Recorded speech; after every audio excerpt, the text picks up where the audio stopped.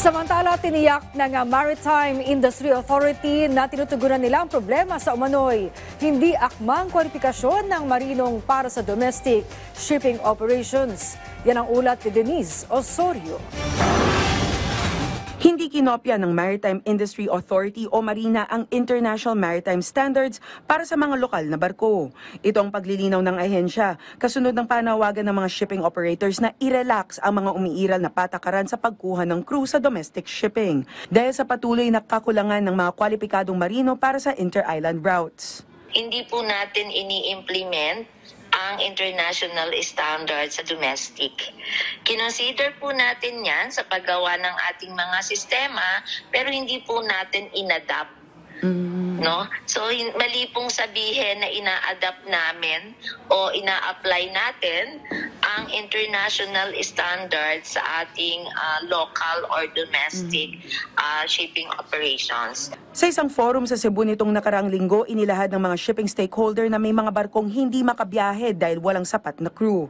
Kahit may libo-libong may karanasan na marino sa bansa. Ayon sa mga operator, ang pagpapatupad ng STCW standards na orihinal na para sa ocean-going vessels ay hindi akma sa maliliit at short-haul na domestic vessels.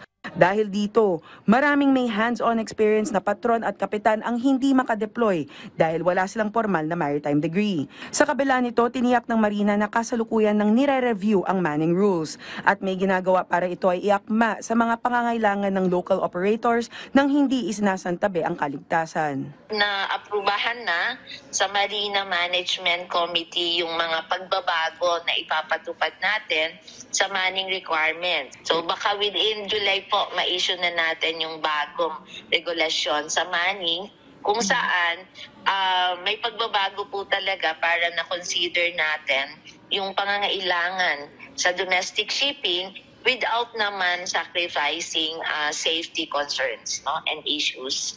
Sa datos ng Marina, mahigit 1.3 million ang rehistradong marino sa bansa at mahigit 800,000 dito ang may Certificate of Qualification.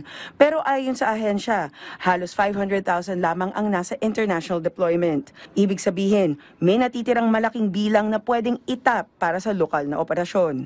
Kinilala rin ng ahensya ang kahalagahan ng konsultasyon sa lahat ng stakeholders sa pagbalangkas ng bagong regulasyon. Denise Osorio, para sa Pambansang TV, sa Bagong Pilipinas.